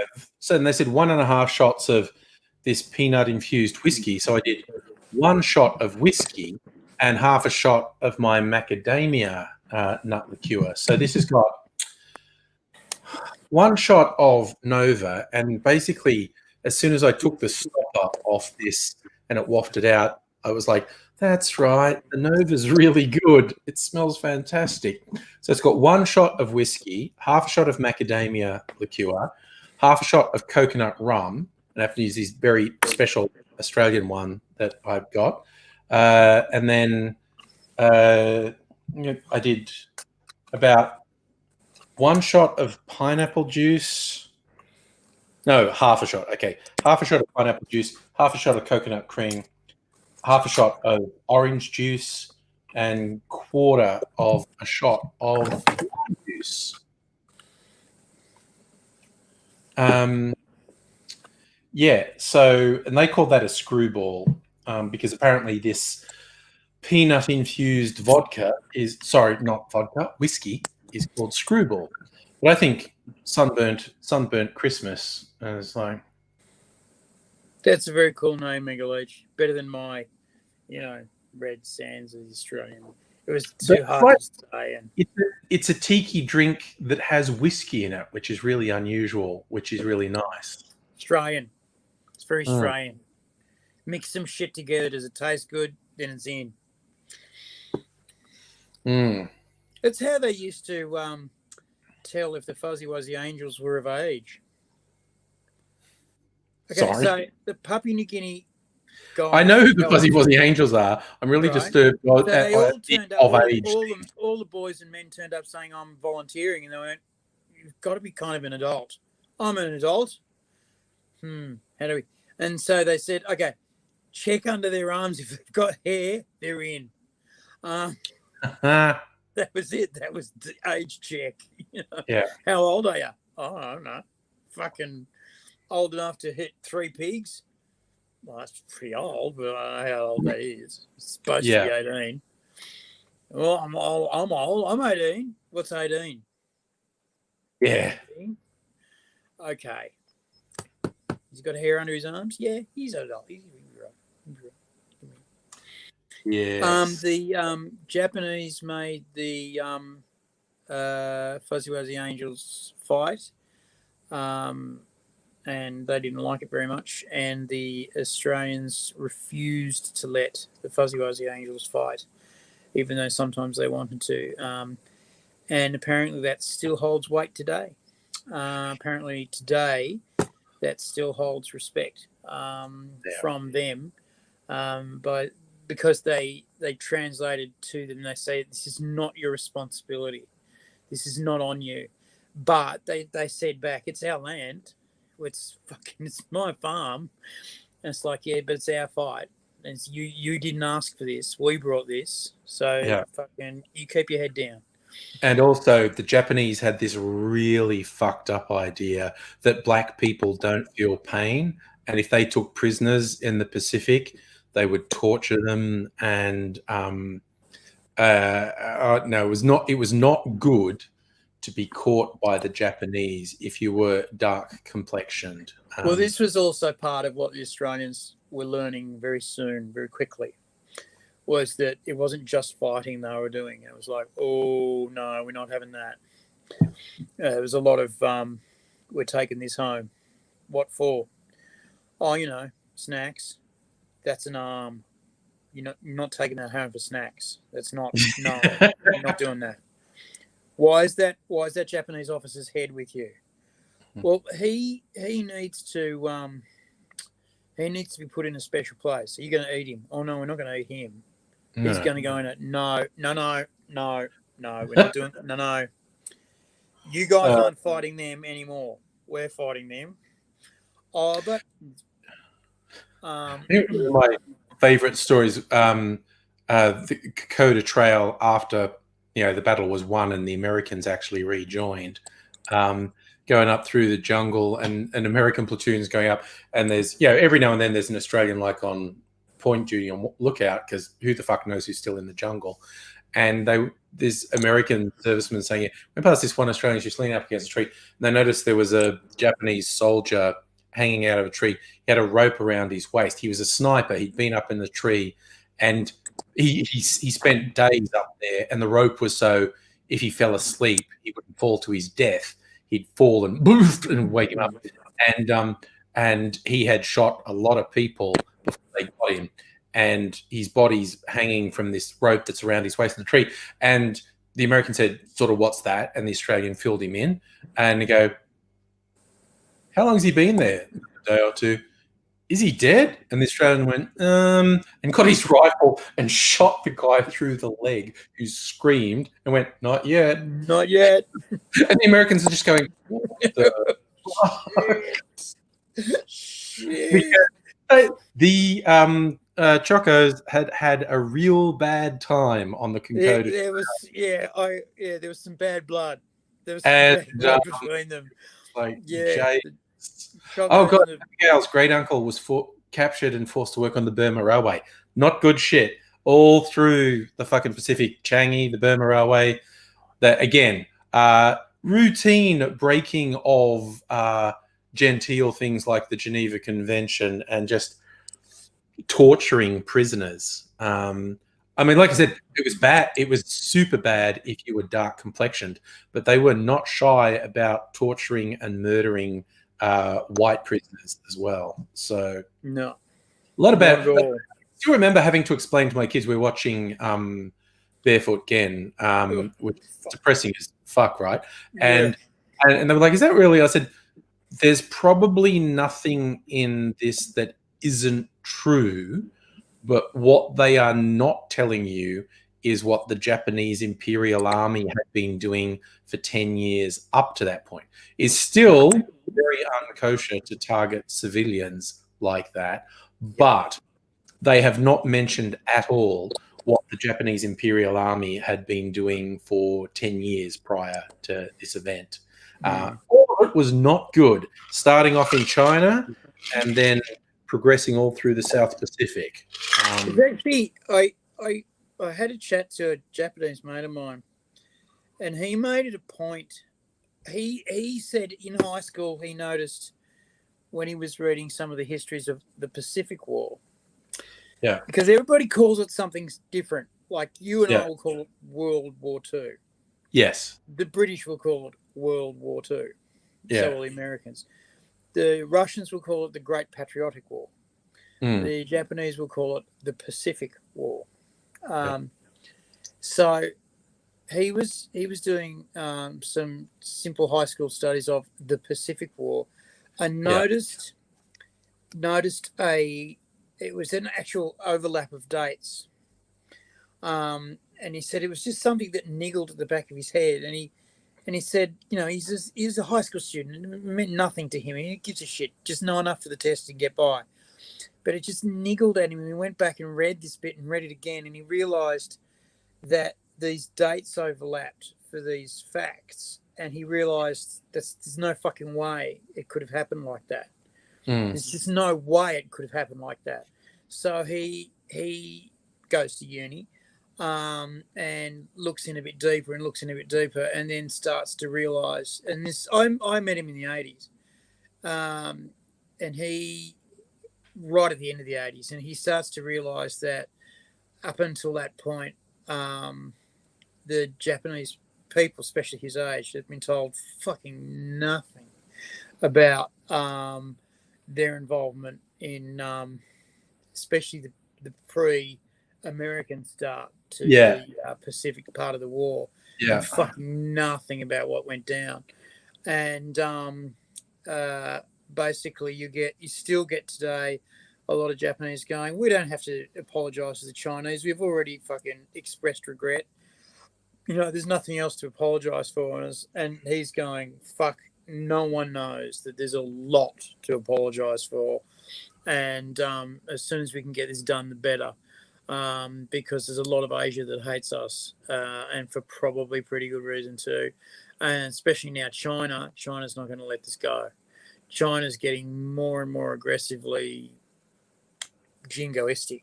And so the quicker they cut it in the balls, because I met him again a couple of years ago, and said, how's it all going? And he's now pretty much full-time historian in Japan.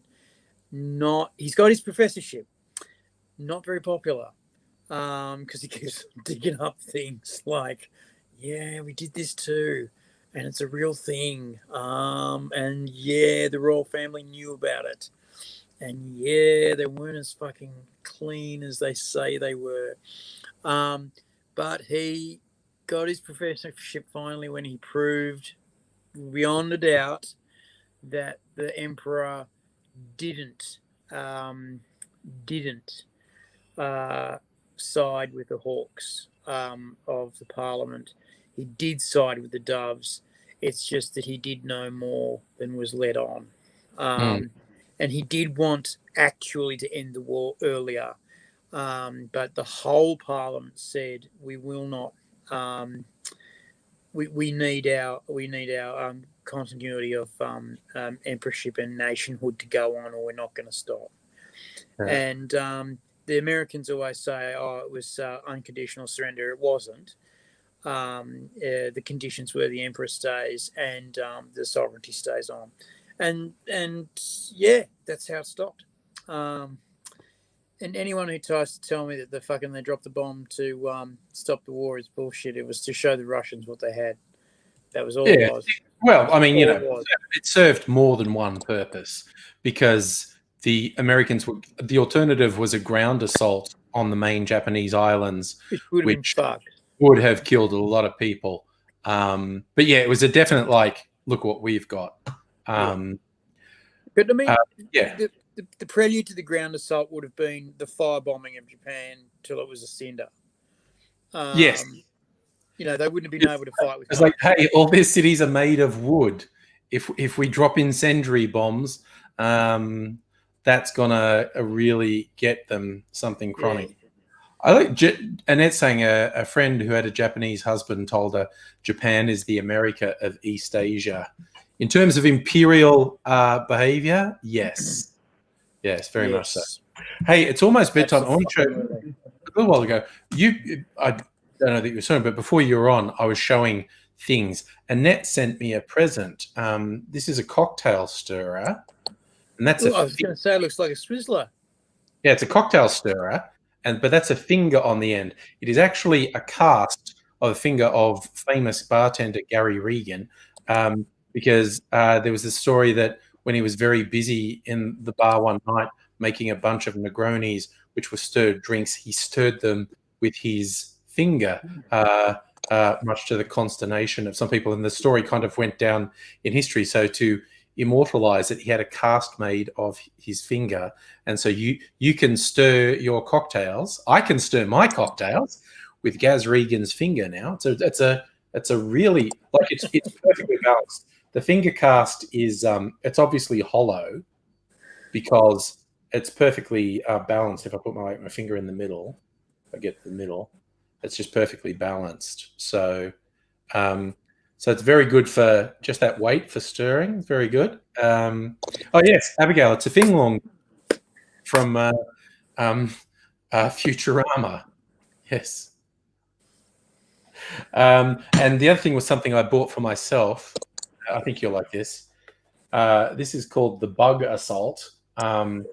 Little thing there, ordinary table salt that you put in the thing there, and then you shashunk, and it's for killing flies. And I'm going to use it to scare off birds I don't like in the backyard. Good bonus to fly.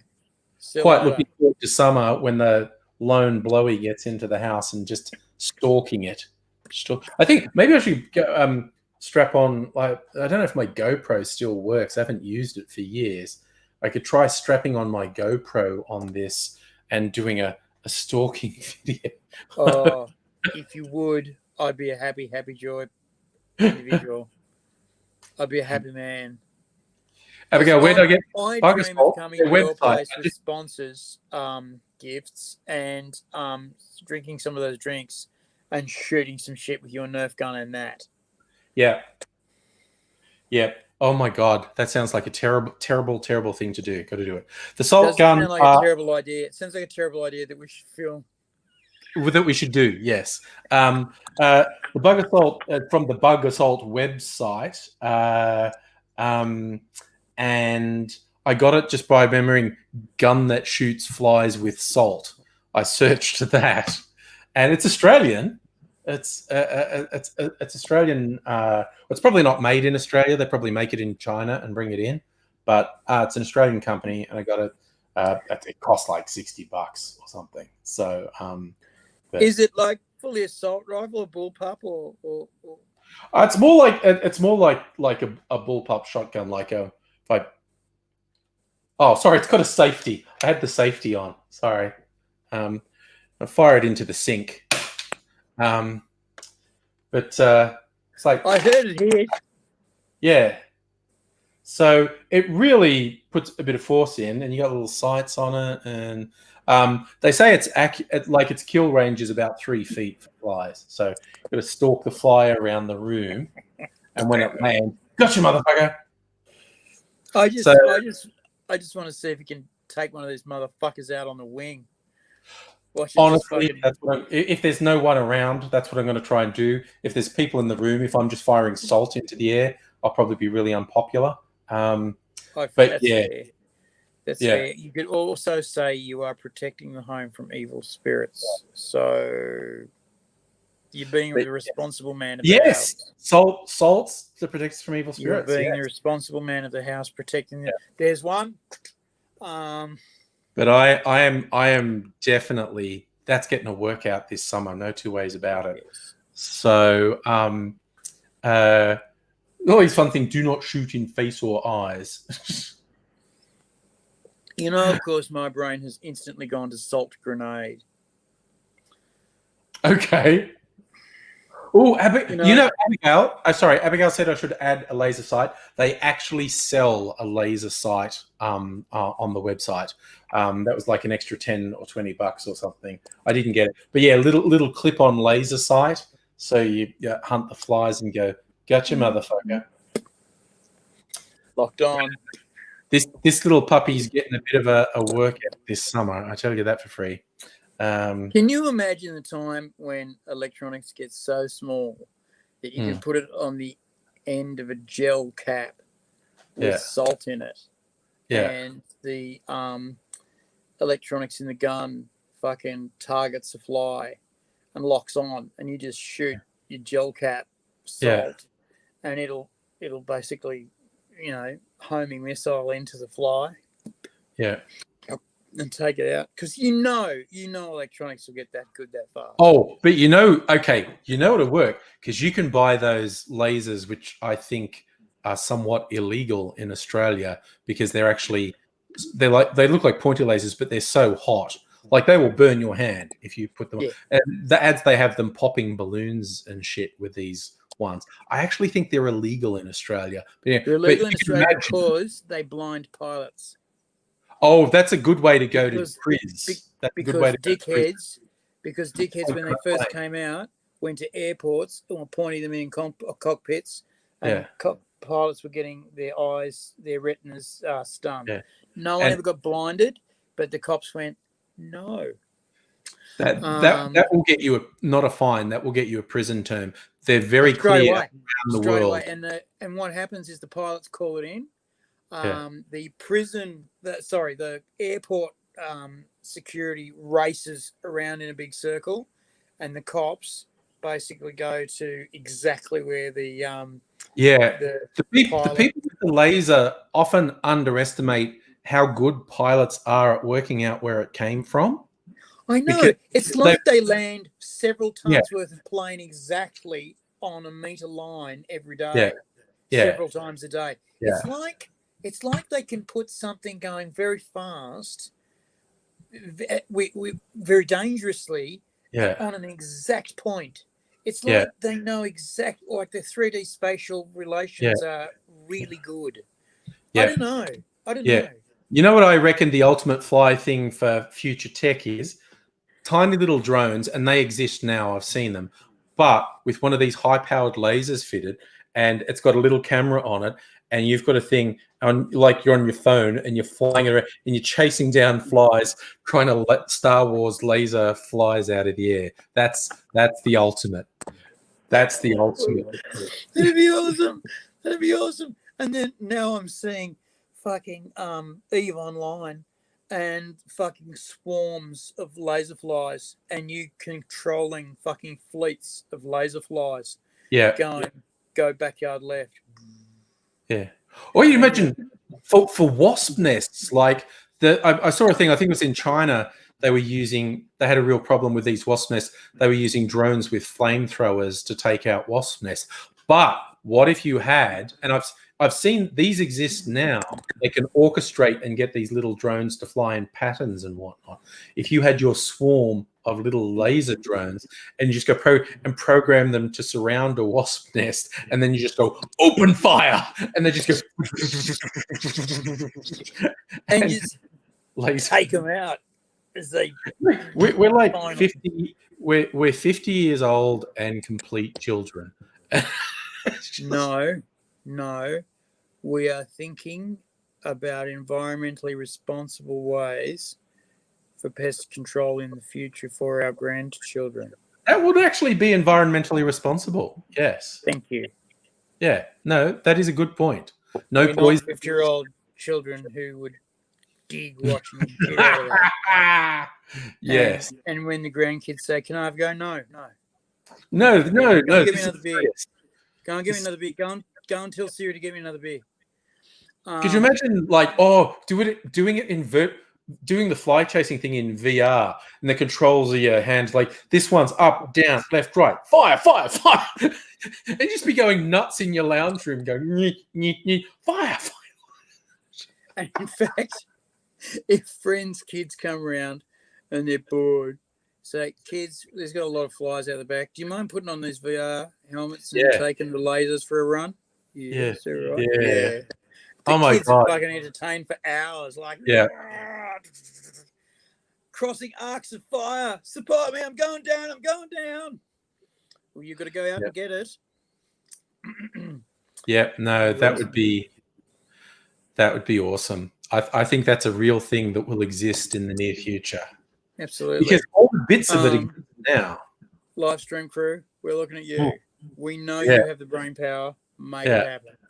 All the bits of it exist now. So it just requires a few tweaks, I think. A little bit more miniaturization. But you know, Abigail has now declared her next electronics project is a drone that can shoot flies with a laser. Boss of the house is asleep, but he's got his new robot project, so I can't see what it is. Yeah, no, that's okay. Isn't it weird for the next, I don't know how many years, I'm not going to be able to tell you what Boss of the House is doing. Because secret just signed the big NDA. Yeah. Secret robot stuff. I know. And it is secret robot stuff. Yeah. Full on. Yeah. I want him to do other stuff too, but I'm not even allowed to intimate that. Weird. What does your boyfriend do? Oh, he does robot stuff. What kinds of robots? Can't tell you. Are they industrial? Are they service? If I tell you, a Cyberman will come to your door and kill you. to make you a Cyberman. Yeah, he'll drag you off and you'll be the next one. Yeah, exactly. You'll see me come into these things. Oh my God. See more and more silver bits on my skin. You go, have you got paint? No, I've had improvements. Yeah. Abigail says she's actually going to start with a stationary turret just to get the tracking working, and then a tank, because she doesn't have the money to afford a drone at the moment. So it's going to be the ground assault vehicle to take up. Oh my God, I'm such a bad influence. Annette has already gone online and bought one of these. Bad influence, or is Annette another responsible adult protecting her house from evil spirits? Another environmentally conscious. How fucking cool would a horror movie be where fucking the good guys arm up? Yeah. And you go, for fuck's sake, guys, you're fighting ghosts with guns. And then they go, and it's like it's rock salt. And they go, oh fuck, oh. And the spirits are like going, ow. And they're going, oh yeah, consecrated rock salt. Fuck you. Crack straight through the eye. Oh, burning. In that Robert Rodriguez film Dusk to Dawn that Quentin Tarantino's in, the vampire, they load up the water guns with holy water because they've got a priest with them. So they've got what are the full-on water guns called again? I've blanked out. The super soakers. Super soakers. They've all got super soakers, and then the priest blesses them, so they're holy water, so they can just go around shooting vampires with super soakers. See, Annette's Wiccan. She can actually do blessings with the salt as well. I think Annette actually bought the laser sight. Oh, okay. Annette's actually got the laser sight as well. So there we go. Couple of pentagrams around each, missing the spiders, of course, because they're your friends. The huntsmen, little black ones that eat the huntsmen, not your friends. Salt the fuck out of them. Yeah, fucking pentagram around them. We'll see what happens then.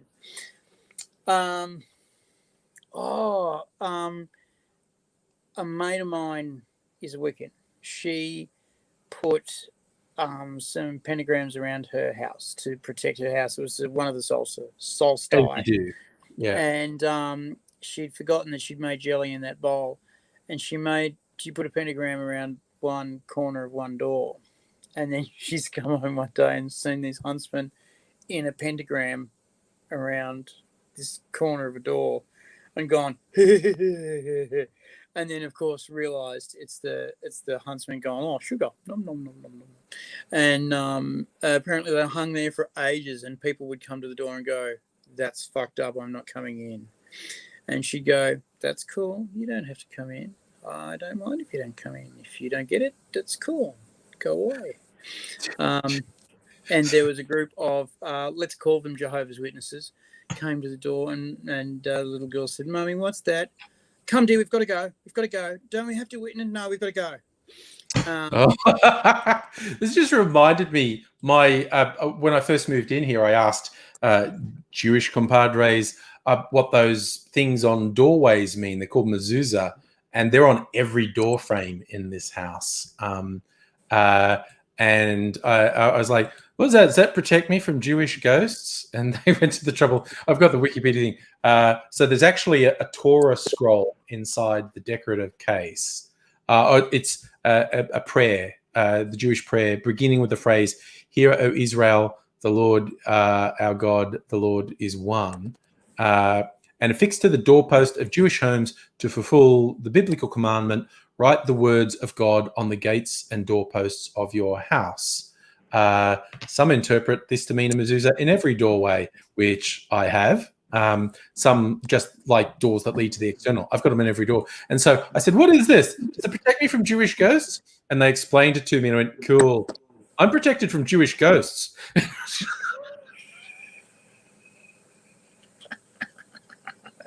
And they went, yes, mate. You are. Yeah, okay. Yes, yeah, no, that'll yes, do. That'll do. Yeah, you're protected from Jewish ghosts. Well done. Mate. You are. Oh, God. And that's going to use it on wasps? I'd really be worried that would just piss wasps off. The one thing I would not want is an angry wasp. What would you say? Annette seems to be suggesting she's going to use it on wasps. No, lasers on wasps. Or maybe she meant the lasers, actually. Yeah. All right. Lasers anyway, on wasps. It's Birdie time. I'm going to go to Birdie. It is too. Hey, thank you very much for letting me play. Thanks for coming along, Birdie. It's been good. And thanks to all you fun people for coming in and joining in. And in all probability, be here again tomorrow night. If I can, I'm looking forward. Yeah. Oh, wow. Abigail said when her elder, who was Chinese, gave a little red envelope that she thought was a prayer or a thank you note, and she stuck it on the fridge and forgot about it and opened it way later, and it had $200 in it. Nice. It's New Year's money. Nice. It's New Year's money. It's very nice. Yeah. No. Yeah, give me a few of those. Blessing. Anyway. Listen, you should subscribe to Angry because he's nice. And you should press a like button on his things because then people will see. And then you should press a bell because it's a sign of notification. Yeah. Anyway, so thank you, fabulous people. See you again sometime soon. Take care. GoFundMe. Love ya. Yes. It's my pinned tweet on Twitter if you ever want to find the link. See you all later.